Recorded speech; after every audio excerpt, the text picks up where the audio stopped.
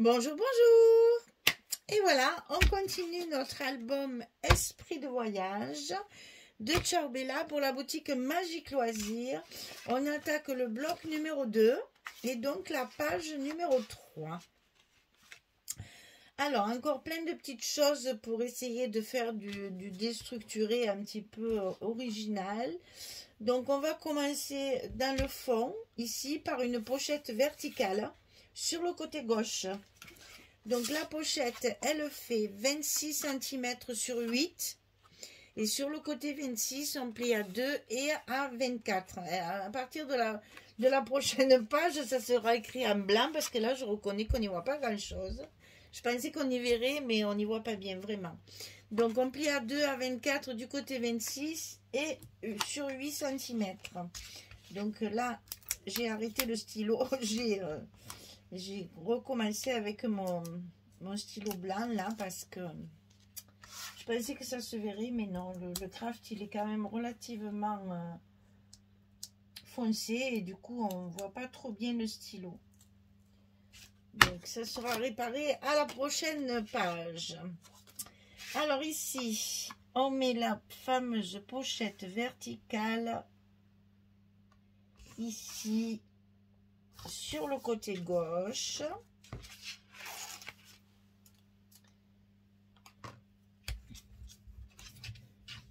Donc, s'il y a une pochette, vous savez qu'il faut faire une carte d'avance.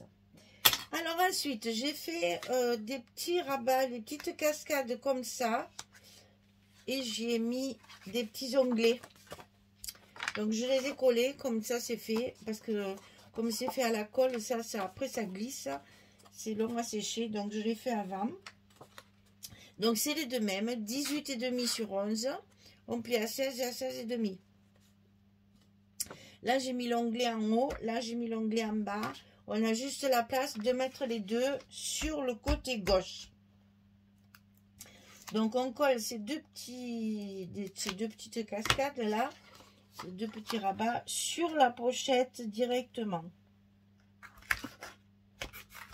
Donc, attention, vous avez juste la place, puisque nous avons une hauteur de 22 et que là, ça fait 11 et 11. Hein.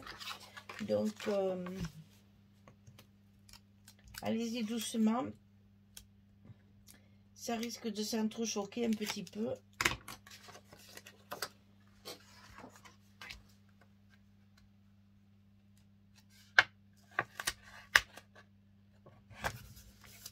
Voilà. Juste la place. Hein. Et on va faire pareil de l'autre côté. C'est-à-dire qu'on va faire un grand rabat, mais aussi avec un petit onglet. Donc 13,5 sur 22. On plie à 11 et à 11,5 du côté 13,5. Et on le colle sur notre bloc. Parce qu'on a quelque chose après à l'intérieur. On le colle sur notre bloc du côté droit. C'est ce qui va en fait. Oh là, super. D'accord. Ben, aujourd'hui, ça va pas. Voilà. Ça va pas du tout, ça va pas du tout. Mon Dieu, quel malheur. J'ai tiré un peu fort. Hein. Sauvage que tu es. Voilà. Alors, donc ça se colle du côté droit de notre bloc. C'est la même hauteur.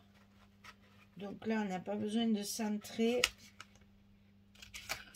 On se positionne bien au bord. Et ça fait tout le long.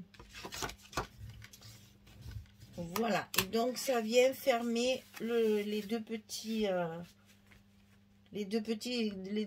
cascades. Alors, par contre, ici, on a deux rabats et il n'y en a pas une qui fait 22. Hein? Donc, ça ne nous simplifie pas. Si, celui-là, je suis bête. Celui-là, il fait 22.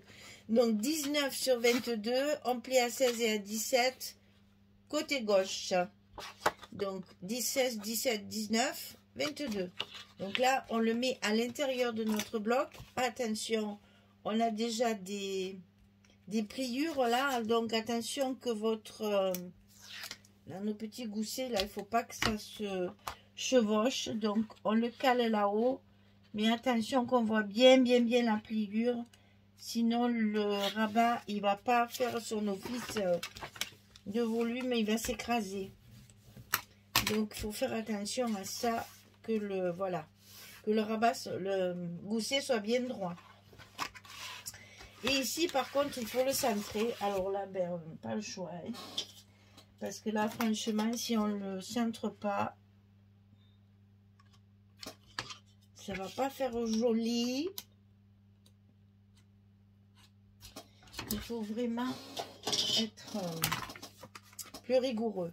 Donc 13,5 sur 14,5. On plie à 10,5 et à 11,5.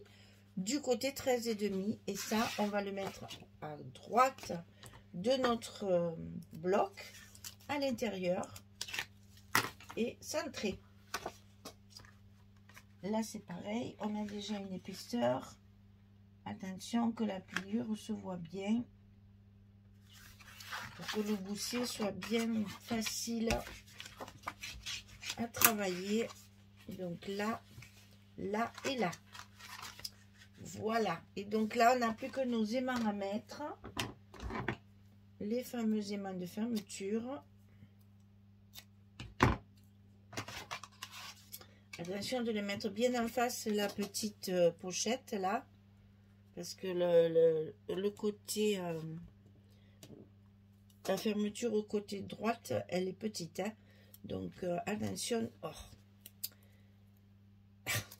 Oh mon Dieu. Attention de bien mettre les choses en face pour que ça se ferme bien.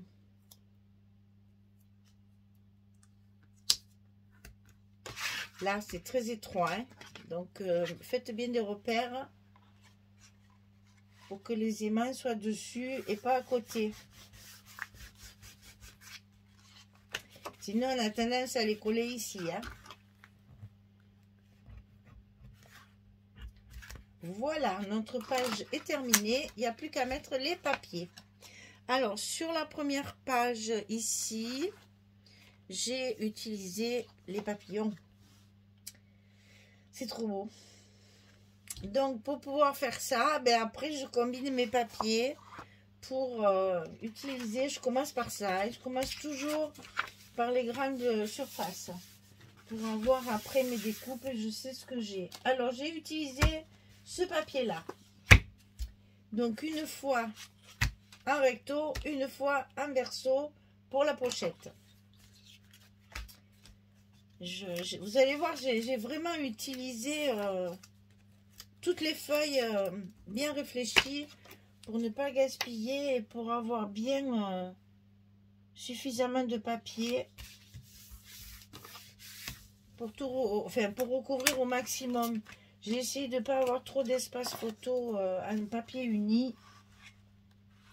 Bon, là, je l'ai utilisé dans l'autre sens, mais c'est le même papier. Hein. On est d'accord. Parce que les recto verso, ça va très bien ensemble. C'est fait exprès.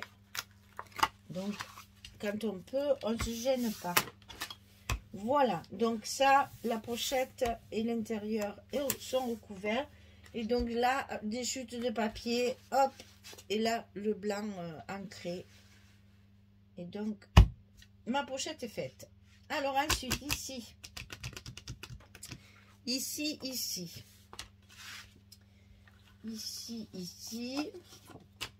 Ah oui, alors, pour pouvoir donner un peu de lumière, j'ai pris ce papier-là. C'est le papier des papillons. C'est la même feuille. Hein. C'est la même feuille. Et je l'ai utilisé. Ça, c'est le verso. Je l'ai utilisé côté papillon. C'est un peu plus clair. Et ça illumine un petit peu nos pages foncées. Et mes petits onglets, je les laisse en craft. Hein. Je les laisse avec le papier de structure. Je ne vais pas y mettre de papier dessus. Je les laisse comme ça. Voilà. Ça fait juste pour l'attraper. À l'intérieur, on retrouve cette page-là. Hein, c'est toujours celle-ci. C'est la même. On colle l'intérieur. Comme ça, on a un suivi. Moi, j'aime bien ça.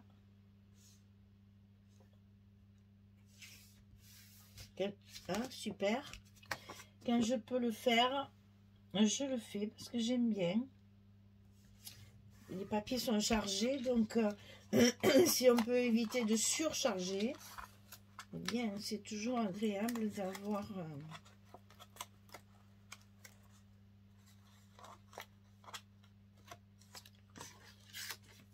un papier assorti. Voilà, le rabat, il est fait.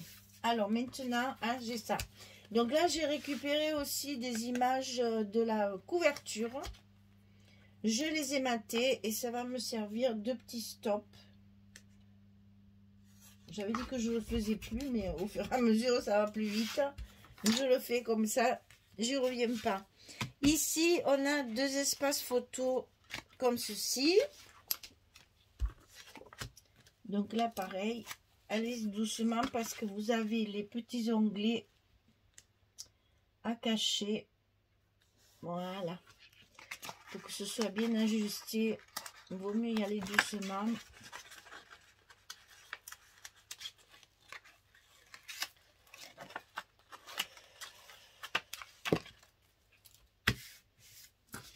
Et donc ici, pareil.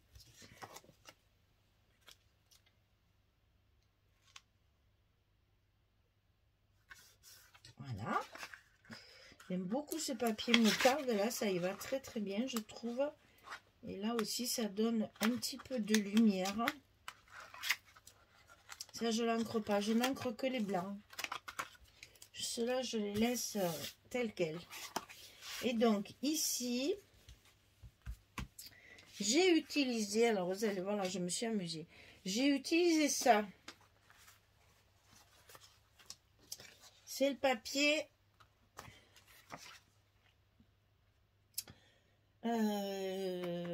voilà, c'est celui-là.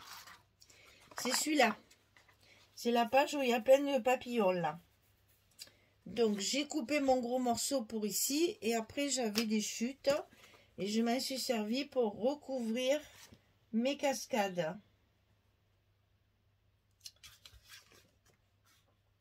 Là. Là. Alors, j'en ai pas assez, bien sûr, pour les deux. Donc, je reprends dans mes chutes les lignes horizontales. Et c'est pas grave parce qu'après, je vais faire des petites pochettes. Hein. Donc, on va cacher la misère, comme je dis. Hein. Donc là, on met... Ah, je voulais pas enlever tous les papiers. Tellement l'habitude de faire comme ça. Là, je recouvre celle-ci en entier. Celle-ci, on met la fin de la page.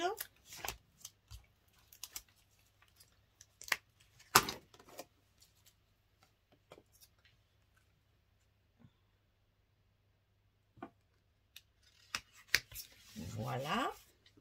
Le petit bout pour finir mon côté là. Et c'était pas la peine de se casser la tête à faire bien ajuster les lignes puisque je l'ai caché. Alors j'ai coupé dans une feuille de calque puisque j'ai les calques, je m'en sers. J'ai fait des petites pochettes, c'est-à-dire que à l'endroit, je vais les coller que sur 3 côtés ici et 3 côtés ici. Hop là. Voilà, ça donne encore de l'éclat. Hein? On est d'accord, chaque fois c'est pour donner... Ça, il est très joli ce papier, mais il est très éteint. Et moi, j'ai besoin de lumière dans mes albums. Donc, j'aime bien de temps en temps, voilà, faire un petit clin d'œil. Ça a été juste, hein? Un petit clin d'œil lumière. Alors, attention. On va lever ça, comme ça. On ne se trompe pas. Donc, on fait notre deuxième petite pochette. C'est des fausses pochettes, mais qui sont bien utiles. Voilà. Comme ça, ça nous cache notre rajout de papier. Et là-dedans, j'ai maté deux petites images qui me restent aussi de la page de couverture. Je les ai matées et je vais les glisser à l'intérieur de mes petites pochettes. Voilà, ça me fait une déco. Alors, ensuite, on a celle-ci. Alors, celle-ci, j'ai récupéré une carte comme ça dans les couvertures. Chaque fois, c'est... il faut jongler du fait que je n'ai pas le A4. Hein, je récupère tout ce que je peux récupérer de jolies cartes et de jolies images pour pouvoir justement m'en servir et les mettre en évidence pour pallier le manque de décoration. Il faut essayer, voilà. Et à l'intérieur, donc c'est celui-ci. C'est une chute de la page précédente, ça, qu'il y a ici. C'est un morceau qui me reste de la page précédente avec les montgolfières. Et ça y allait parfaitement bien. J'en ai encore un morceau d'ailleurs. Voilà, de ce côté, c'est fait. On n'a plus que l'autre côté. Donc ici, à l'intérieur, on a donc celle-ci. Hein, c'est celle des pochettes. Donc j'ai coupé le gros morceau en premier pour avoir après mes chutes pour faire mes petites pochettes. Et donc là, je vais pouvoir faire un stop avec encore une image qui me reste. Hop. Pour pouvoir après y glisser une photo. Alors pour l'instant, je fais pas trop de cartes. Tant que je ne sais pas ce qui me reste comme papier. Hein. Donc là, ici, il y a écrit voyage. Ici, il y a une jolie montre. Moi, j'ai choisi de cacher la montre pour garder le mot voyage. Pour une fois qu'il y a des mots français, je les garde. En plus, c'était bien écrit avec un S et tout. Super. Donc, ma petite carte matée, je la colle sur deux côtés pour pouvoir enfiler mon photo après dedans. Il me reste donc mon dessus. Donc là, mes papillons. Mes jolis papillons. Ça, alors, j'ai bien mis de côté toutes les pages avec les jolies images comme ça. Parce que c'est vraiment tellement joli. Et ça se suffit. Je sais, au niveau décoration, il ne faudra pas être trop chargé. Parce que le papier, il est beaucoup. Et puis, j'ai pas envie de cacher ça, quoi. Donc, peut-être mettre, vous voyez, quelques petits engrenages pour donner du relief. Mais franchement, ça sert pas plus que ça. C'est pas la peine. Voilà. Page numéro 3, terminée. Donc là, on a un espace photo. Là aussi, là aussi, là aussi. Là aussi, si on veut, hein, la photo, elle y va. Hein. Est-ce qu'elle rentre? Non, parce que j'ai mis du scotch du 9 mm, donc j'aurai pas assez. Voilà. À la coller, il faut la coller par-dessus. Sinon, là, oui, et là, oui. Là, ça me manque un peu de déco. Hein. Il va falloir que je fasse dans les chutes de papier. Je vais faire des tags et des machins comme ça parce que c'est un peu tristouné. Bon, voilà, ça j'aime, voilà. Mais là, c'est triste, hein, il manque quelque chose. Donc voilà, on a encore donc des beaux espaces photos, 2, 4, 6, 7, 8, à peu près 8, 9 photos. On tourne toujours entre 8 et 10 chaque fois, à chaque page. Donc c'est suffisant, c'est très bien. Voilà notre troisième page de terminée. Je vais pouvoir continuer parce que là, j'ai plus rien. Il faut que maintenant, je travaille un peu avant de refilmer. Donc là, la page numéro 3 terminée. Le bloc numéro 2, on fera donc la page 4 à la prochaine vidéo.